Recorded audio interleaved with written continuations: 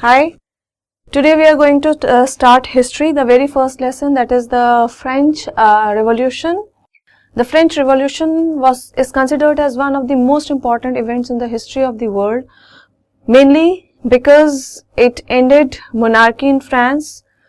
Not only it ended monarchy in France and gave way to a republican form of government, but also it gave the ideas of liberty, equality and fraternity, which was adopted by almost all the constitutions of the world. It demolished feudal system at that time and led to the emergence of a new society which was not based on any kind of discrimination.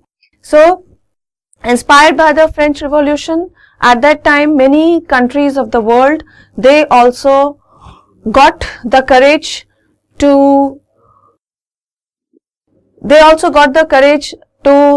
revolt against the monarchical form of government in their own nation, and they led the way to democracy in their own country.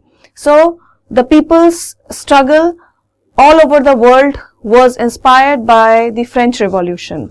Now in this chapter we are going to study what was the causes of the French Revolution, what caused the French Revolution, what kind of society was there before the French Revolution came, before the emergence of the French Revolution, and who all were responsible for bringing about French Revolution in France.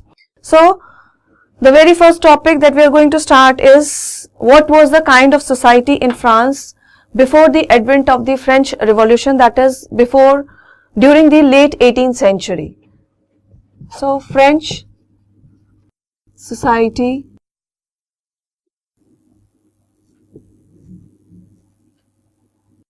during late 18th century.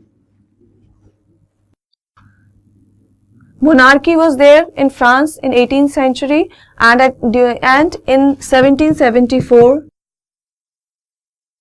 Louis XVI of Bourbon dynasty, that is of Bourbon dynasty, family of kings, he ascended the throne.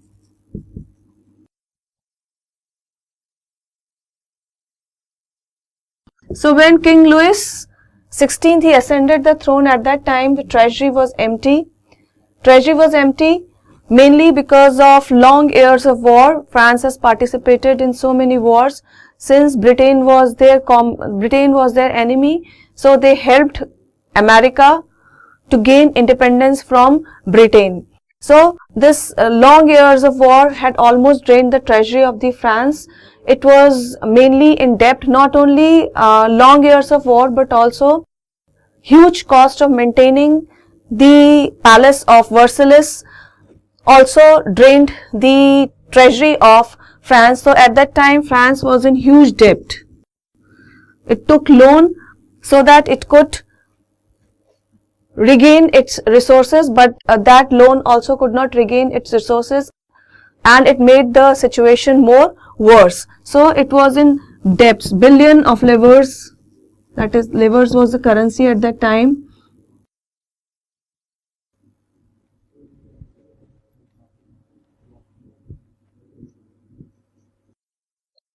It took billion of livres from the other country, and it was in long-term debt.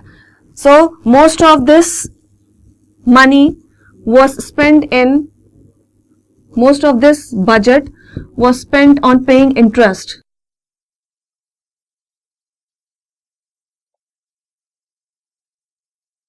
Whatever taxes because of this debt, it increased the taxes on the people, and whatever taxes it got from the people, that was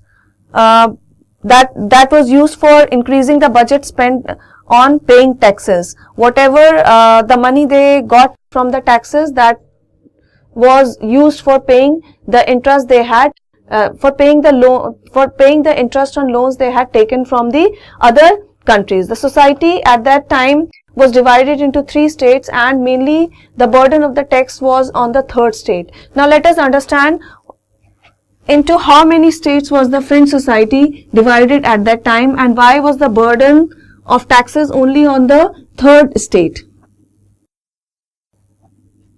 So, at that time, French society was divided into three states. First state consisted of clergy.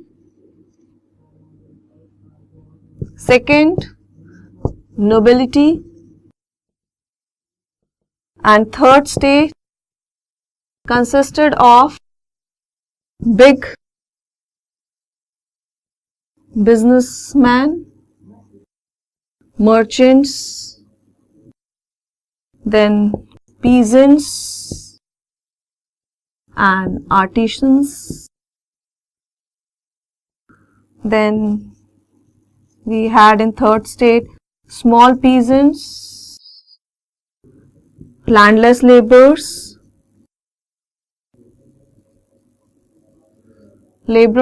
and servants. So, the first and the second state, they enjoyed most of the privileges. They were exempted from taxes. They didn't have to pay the taxes. Only the third state, which consisted of mostly the underprivileged people, that is the small peasants, landless laborers, servants, and some middle classes people, they had to pay the taxes. The burden of the taxes were on them. So, most of the 90% of the population was peasant only. 90% of the population was peasants. So, these clergy and nobility, they enjoyed privileges by birth. So, they were exempted from tax, and they could extract taxes and they could extract feudal dues. That is, from generation to generation they were collecting feudal dues, and they still had the right to collect the feudal dues. So, peasants, they were obliged to render services to the nobility and the clergy, or to serve in the army. They used to do all kind of menial works, like in our Indian system, like in India also in ancient time, the society was divided into four divisions, and the lowest caste carried on the burden of all the higher castes. Likewise, here also the third state had the burden to do all kind of menial work. So, 60% of the land, they were owned by clergy and nobility. Church and rich members of the states. Then again, this church, it used to collect tithes. That is, tithes was 1/10 of the agricultural produce. From peasants, they used to collect tithes also. So, all the members of the third state, they had to pay taxes to the state. These included direct taxes called taille, and number of indirect taxes levied on articles of everyday consumption. So, they were the most oppressed part of the society. So, once again, French society during late 18th century, in 1774, Louis XVI of Bourbon, family of kings, he ascended the throne of France. At that time, the treasury was empty, mainly because of the long years of wars, and for maintaining the enormous palace of Versailles. The debt was in billions. The increasing budget was spent on paying interest only. So, to meet the regular expenses, taxes were increased, and mainly the burden of the taxes were on the third state. The French society at that time was divided into three states. First state consisted of clergy and nobility. They enjoyed all the privileges. They were exempted from tax, and in turn they used to collect taxes from the peasants. The third state, they have to pay taxes not only to the state but also to church in the form of tithes, which was 1/10 of the agriculture produce. Their condition was at that time very bad, and they were the poorest sections of the society at that time. Now, the third thing is, how did they survive? What kind of struggle did they do to survive such kind of situation?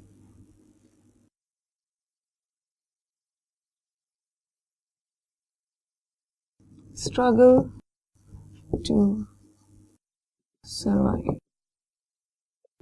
So, Population of France was increasing day by day, but with the increase in population, there was hardly production. There was hardly increase in there was no production of proper production of grains. So increase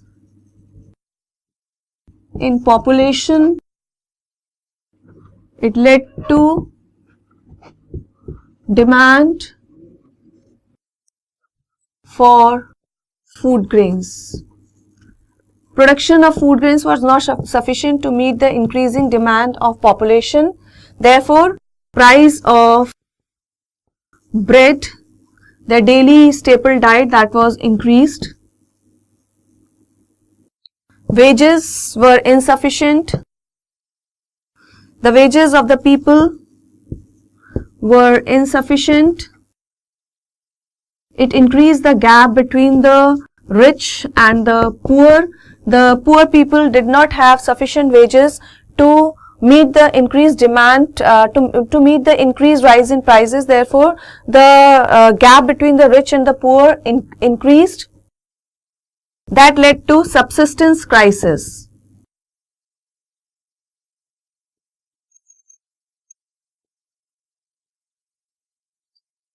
What is subsistence crisis? That is, it is an extreme situation.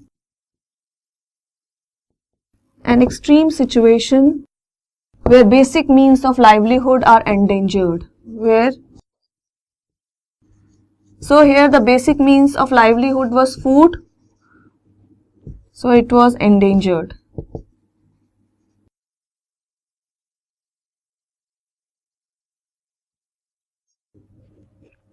So the France society was increasing.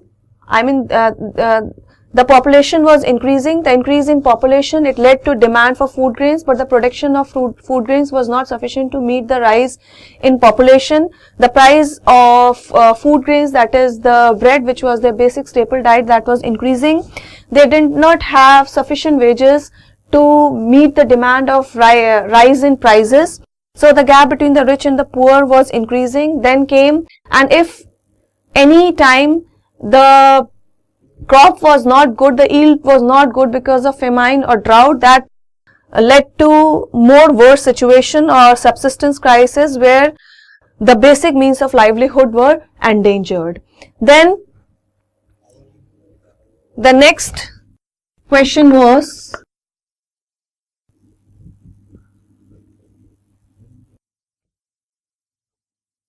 how did these poor classes or the third state who were underprivileged people, how did they brought an end to the privileges which were enjoyed by the nobility and the clergy?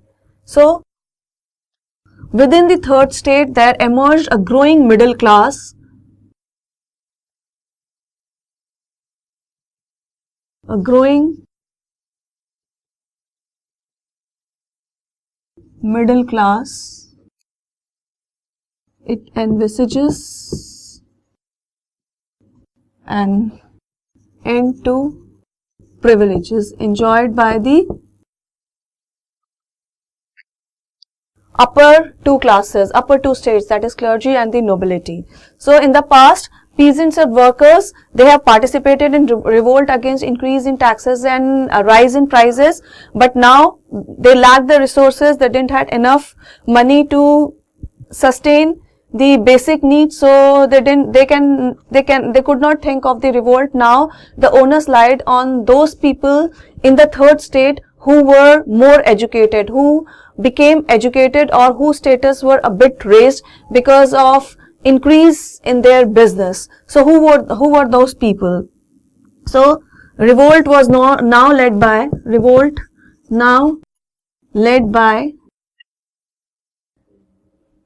the so-called middle classes, which consisted of A,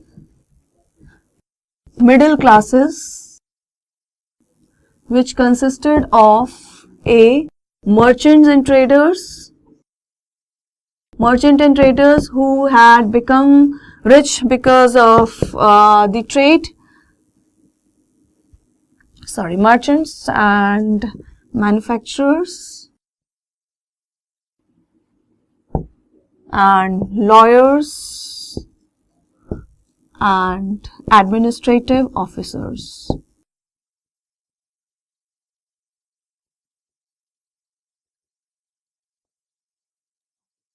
So, lawyers and administrative officers were educated, and now they led the revolt against the atrocities on them. These were educated and believed that no group in society should be privileged by birth. Rather, a person's social status must depend on his merit. Inspired by the ideas of political philosopher thinkers like Rousseau, Locke and Montesquieu, they led a revolt which demanded the abolition of privileges by the clergy and the nobility. So mainly they were inspired by the ideas of three main thinkers of that time: Locke, Rousseau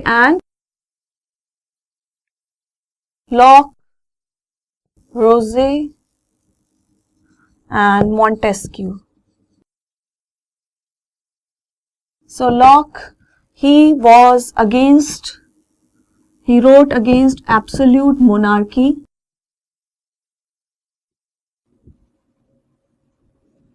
Rousseau gave the theory of social contract, which said that the government should rule by a contract between the people and the government, theory of social contract. And Montesquieu, he gave the theory of separation of powers, which was adopted by USA. So, they inspired by the ideas given by the political thinkers, liberal ideas given by the political thinkers of that time, this growing middle class who was now educated, who was a bit better in the society with regard to their financial position, they raised their voice on the ideas of Locke. Locke was against the absolute monarchy. He was against the privileges which were given to the upper two states. Then Rousseau, he gave the theory of social contract, proposing the form of government which was based on social contract between people and their representatives. Then Montesquieu said that the power should be divided among, there should be different organs of government, that is executive, legislature and judiciary. Rather, the power should not be concentrated in a single hand, rather it should be divided among all the three organs of the government, that is executive, legislature and judiciary. And there should be separation of power, means each of these organs should be independent of each other. No one should interfere in the working of the other. So this idea was adopted, that is separation of powers were adopted by USA. After USA gained independence, it adopted the idea of Montesquieu, that is separation of powers in its constitution, in its working, and the philosophers and the thinkers or the leaders who were carrying on the revolution in France, they discussed these ideas intensively with each other, and they also planned to adopt these ideas in their own country. So right now this is all under this topic. Let's have a quick recap of what we have studied. We had studied the causes of the French Revolution. Before the French Revolution, what kind of society France had, that is the French society during late 18th century under King Louis XVI. The condition of the government at that time was very hard, as most of the state was under debt, and in order to liberate itself from the debt, it increased taxes on the people, and the owners of the taxes mainly laid on the third state, which consisted of poor people. As a result, these people rose in revolt. Mainly the middle classes, they rose in revolt, and they were mainly inspired by the ideas, liberal ideas of political thinkers of that time.